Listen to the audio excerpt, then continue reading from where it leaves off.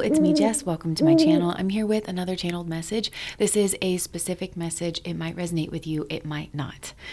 All right, so this message, we're going to go a little bit deeper. We're going to go a little bit Miss Frizzle. I don't know if you guys remember Miss Frizzle from back in the day, but I always remember that one episode that we had to watch in school, at least I did, where she gets in the magic school bus and they all shrink down and they take a little trip through the body. And I feel like that is what Spirit is having us do. And without even realizing, I feel like I've been prepared to kind of give this message. Sometimes Spirit does that where I don't have a body of knowledge on something. And so I get kind of drawn into a certain field of study or looking into something that I don't know much about in order to kind of create the foundation or the base for me to understand something and then deliver the message. And I feel like that's been going on in my life. And so a lot of the things that I'm telling to you now, it's because I've been listening to a lot of Dr. Joe Dispenza, and I think that I've been saying that, but I just wanted to, I always like to point people directly to the source because he is so much more learned and so much clearer in what I'm trying to explain here. But what wants to come through in the message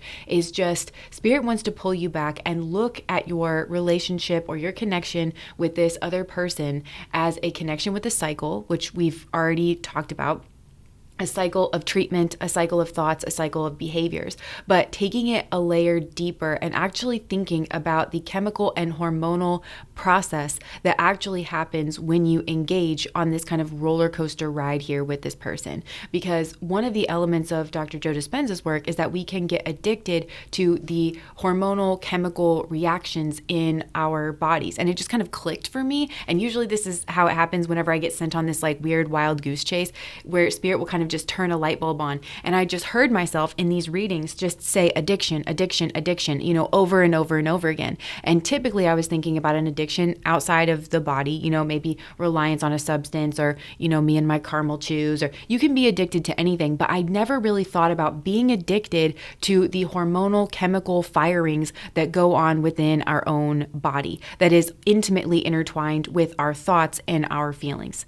And he was talking about that as a kind of programming. And if you've ever done something like tapping, like in therapy or something where, you tap on certain parts of the body and it kind of releases certain things, I feel like that is what Spirit is trying to do. It's trying to tap on certain areas of your psyche so that you can kind of understand and map the energy first and foremost, but also that you can release other energy. Because another thing that Dr. Joe Dispenza has really helped me solidify within myself is the understanding that the body actually is the subconscious. That makes so much sense to me. We read books like The Body Keeps the Score and things where it's below kind of conscious awareness, it's below thinking, but it's still very much present and it is still very much active. And so Spirit is saying there's something like that that's going on here in this particular situation. And I want to kind of map this out with like a third party situation. And I don't know what position that you play on the field typically, but Spirit is saying, so looking at it from there, right, there's always that like where the bottom hollows out kind of feeling and you realize that you've been played or that you've been cheated on, or you realize like what somebody here is doing. And that you could realize that from being the person on the side where you realize that you're being lied to in some way. Even if you felt like you were in on the secret, you could realize that actually he does love his wife, and he's telling me what I need to know in order to keep me on the hook kind of thing. And that's when the bottom drops out and maybe you were thinking that you were better than her in some way. And that at least his emotions applied to you and they didn't actually apply to her, but finding out that this is really just a guy who wants to play puppet master in order to get what he wants out of the situation. And that's, from his perspective, that's his addictive cycle, where he gets addicted to tricking somebody, hiding something. That's the high for him, right? And then whoever the partner is, the high is probably the relationship, thinking the relationship is going really well. And then all of a sudden the bottom hollows out when she realizes that he's not who he was presenting himself as. So when we look at it from every position on the field, there's a high point and there's a trough. So think about it like that, like map the situation first, like in the 3D, map it in regards of like your thoughts. What were you thinking about the situation? What were you led to believe about the situation? And then how did that link up with your feelings? When you thought that he was caring and you thought that he loved you and that he was, trying to build a future with you, that led you to feel a certain way about him, And so map that experience. And then, when you understand where the peak is and you understand the trough, where the trough is, you can understand kind of like even the chemical reactions that were going on in your brain. Because another thing that I've been learning is like you can get addicted to patterns that you actually hate. You can get addicted to a life that you actually hate because the hormones of stress are actually highly addictive. And so even though we don't necessarily like it, it's dramatic. It is that feeling of like being on the roller coaster. And so I think Spirit is wanting to help you reframe this situation with this person that you're in and whatever roller coaster, emotional roller coaster he's put you through, as not you being soulmates or twin flames or something, but you being addicted, not even to him, but to the emotional the thinking, feeling, chemical concocted roller coaster that this man puts you through. And why does he put you through this roller coaster? Well, he's got his own pattern of addiction here, but he does that in essence because of some kind of weakness, because he can't just meet his life in a straightforward manner. And so he's running from something here as well through his own pattern of addiction, because when those chemicals and those hormones are going off in our body, it's very distracting because it's so intense. So this is an addiction to intensity, and it is an addiction to that chemical, hormonal reaction within yourself. It almost has nothing to do with him. But if you are drawn into a certain type of person and this cycle, because there is something here about a cycle where it goes around and around. And even if it doesn't go around and around with this particular human, have you ever realized like that you've dated the same guy over and over again? Like I'm seeing that scene in Eat, Pray, Love where she's on the beach in Bali and her friend is like, oh, I think that you would think this guy is cute or whatever. So then they go down to the beach and he like strips like he's gonna go skinny dipping and woo, isn't this so fun? And she just starts laughing and she's like, I've already dated you. I dated you in August. I dated you in September. I dated you in November. Like I've dated you. I've been down this road before. Like I'm over it. Thanks. Like we repeat these cycles until we no longer need them. And I feel like this is a cycle that you have been repeating until you could actually unmask the true cycle beneath it and realize that this is just an addictive pattern and it is an addiction to some kind of intensity. But the other thing that I want to link this to is meditation and actually calming yourself down and connecting in with the divine. And I'm going to call myself out here for a second because I remember this one time I was at the Omega Institute for Holistic Studies. I worked there for a brief moment in time. No, I would not recommend it. But I had a lot of profound experiences there. And I remember this one time it was Bagel Day. And on Bagel Day, a lot of people would wake up early in order to try to get down to the dining hall and make sure you got a bagel. And I did that this particular morning. And I sat down. It was super early. I had braved the elements and I had my bagel right in front of me. I was getting ready to take a bite. One of my friends, who is very, very hippy dippy, God love her, but she just walked up to me and she was like, oh my God, like just kind of interrupted my little trance.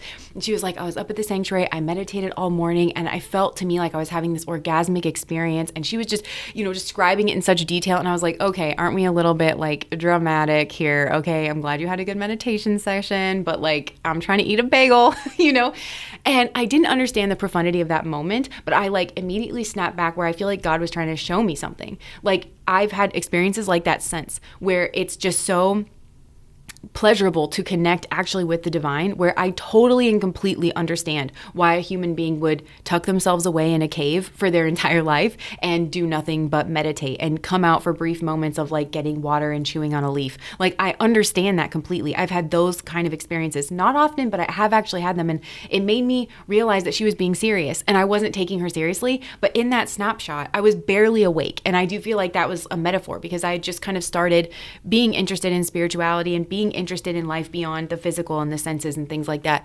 And so I was barely awake and I was so looking forward to the high of just chewing my bagel, and the cream cheese and the melty and like, all of that, my coffee blending in with it. It's such a high, right? You know what I'm talking about. And it's that like pleasurable umami kind of thing. But it's fleeting and it was so small compared to like what I have been able to experience in meditation at this point. And that was the experience that she had. And I couldn't understand that, that snapshot of something being different. And so I'm telling you that because I want to link this back into this whole concept of like a karmic and a divine counterpart, where I feel like maybe a better way of saying that is somebody that disrupts your cycles with life in that way and instead gets you on this roller coaster of addiction where the most intense experiences you can experience are actually very fleeting because they're a part of the cycle. It's like you wait to kind of, on some level, you're like kind of waiting to hit that like high point and then you're also waiting for the drop, just like on a roller coaster. And I think your conscious mind would probably be like, what, that's mad. That's crazy. Why would I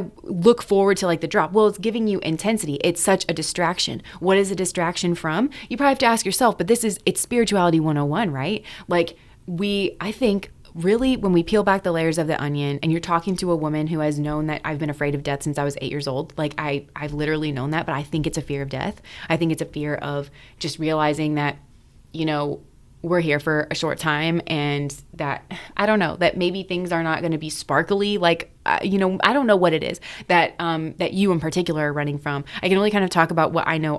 It's like existential for me is I think what I'm trying to say. It's like an existential kind of realization of I'm just this like blip of consciousness that is here for a moment in time, and maybe I shouldn't like get too uppity and take myself too seriously, but we all like to feel special, and maybe that's what this person does is they make you feel special when their attention is on you, especially after it's been off of you in such a cruel and vicious way. And I just heard vicious cycle in my mind where this person is comparing you to another person, and all of that keeps us enslaved to the body. All of that keeps us enslaved to the 3D and the cycles that are here. And it really is a game of attention. But that game of attention, and I shouldn't say game, but it's all about like attention, where we put our focus, because we can put our focus on a freedom from that cycle. But by breaking your addiction to this person, if you're connecting it with a specific person, or at least a cycle where you realize, oh my gosh, I date the same guy over and over and over again, and you tell yourself that that's your type. And that's another thing that Dr. Joe Dispenza says. He was like, you think that it feels right, but it actually just feels familiar. And that's something that tarot has really helped me parse through, and probably you as well, because when we say like, does this resonate with you? Or where is your intuition guiding you? That's actually a very complex equation, isn't it? Because you can get drawn into a pile because of patterning, because of habit, because something felt familiar. And we mistake that familiarity with it being right, or it being the higher path, or being what is actually calling to us, when it can just be the pattern that we are used to. And we're so used to it that we haven't considered that we could be drawn in. So when we talk about does something resonate, we're talking about a very, very subtle energy. And to become aware of very, very subtle energies, we have to get rid of all the very loud, crude kind of energies. And this addictive energy is a loud, crude kind of way of getting at your own attention. And usually we do that when we're scared. At least I've noticed that within myself when we're scared. And like I said, I am a fearful person, and I have a lot of like existential fears around being in a body actually, and how limited it is, and how, it's a temporary experience, and what happens when we stop running from those things is we can actually settle into our energy, and we can release our dependence on the body, and we can actually get more in touch with our energetic auric selves. And it is actually very freeing, and it is actually super intense, because I'm telling you, not to sound, I don't want you to be rolling your eyes like I was. I mean, we all have to go on our own journey, but when you have that really profound experience in meditation, it's so much better than any orgasm I've ever had, because it's so well bodied, and it shows no signs of stopping. It's very, very clear. And that's the energy that you have access to actually at all points in time. And I'm hearing, I think it was from The Journey Home, which is my favorite book. And it's about this man who was born in Chicago during like the 70s. He goes over to India. He's still alive today. Radhanath Swami. He's not very profound speaker. If you look him up, I'm just letting you know. But the book is amazing. But he goes to this yogic conference or something. And wait, sorry, I just paused it there for a second. So anyways, as I was saying, he was at this major yogic conference in India in like the 70s or something. So one of these sages, one of these very accomplished yogic masters, was doing a demonstration where he had actual doctors, hook him up to machines that were measuring his vital signs, including his heart rate. And he was going to stop his heart for 30 minutes and then come back, is basically what was going on. So Radhanath Swami, who was not yet called Radhanath Swami, is watching this, and they all watch, as his heart rate starts to go down and measures as flat. And they sit there for 30 minutes, and sure enough, the man comes back and he just says, "You're going the wrong way." And then he unhooks himself from the machines, and he like disappears back into the forest. So I'm not saying that that's right, wrong, or indifferent. I don't I'm just interested in things like that, because yogic stories are filled with marvels of the body and like kind of mind over matter. And that's why I've been listening to a lot of Dr. Joe Dispenza. But what he meant by he's saying like you're going the wrong way is you're going the wrong way. Connect with yourself as an energetic being. At least like that's what I'm taking from it. And that's where the power source is. Kind of the body can be subservient to this energy that we are all a part of. I don't know if it's right, wrong, or indifferent. I'm just fascinated by these stories, right? But I feel like when we talk about, in terms of love or like a karmic versus a divine partner, chasing the cycle is going the wrong way, even though that feels intense, even though that feels familiar. What's going the right way is actually breaking the cycle.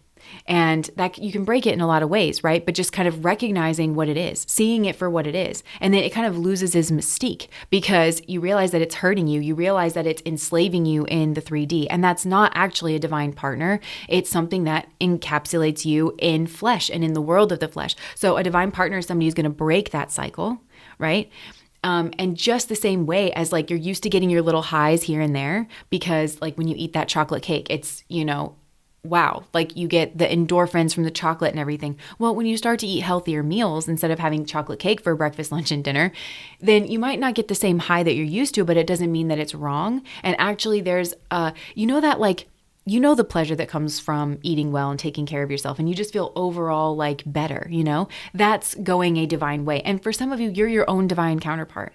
It could be in another person that's like healthier and doesn't feed those cycles, or they've broken the patterning that you've created with this other person, or just overall in general in your life, in order to wake you up. That's divinity. That's the energy of love that comes in and says, wait a second, there's something better, And so look for that energy in your life, or cultivate that energy in your life, I think is what the spiritual path is trying to tell you. And so for some of you, I think you could have potentially been mistaking this like level of intensity or something that's encased in flesh and actually is shit most of the time for something that is actually divine, when divinity is actually what's coming in to free and break you from this cycle. It is that sacrificial energy that's come in to kind of show you another way, to reveal the truth of this person, of this cycle, of what's actually going on here. But it's important not to be obstinate and stubborn. It's important to actually be curious of, have I categorized people, places, and things in the wrong categories because I was addicted to some kind of intensity? And actually, when I pull back and look at it, this is a very toxic, very negative, cyclical pattern that keeps me feeling stuck in lack, that keeps me from my own divinity, that keeps me from my own spirituality, that keeps me from connecting with God. I just heard that. That's a blockage in some way. I just heard in order to harvest your energy, or to reroute it in order to feed something or someone else that is not reciprocal in their energy. And that's potentially what a karmic is, or at least in this situation that I'm picking up on, that's potentially what a karmic is. It's a reroute, it's a distraction, but it's a distraction that's vampiric, So going back to the cycle with this person it means a lot more than just, am I with this person, or am I alone, or am I with this other person, So I hope that made some semblance of sense. Like I said, I'm interested in these things, and Spirit had to kind of lead me on this wild goose chase to be able to piece these bits of information together. And, but there's more for you to connect with people who know more about it than me, I think is what I'm just meant to leave you with. So, I'm going to leave that there. Thank you so much for listening. If that resonates, please like, comment, and subscribe to my channel. Bye.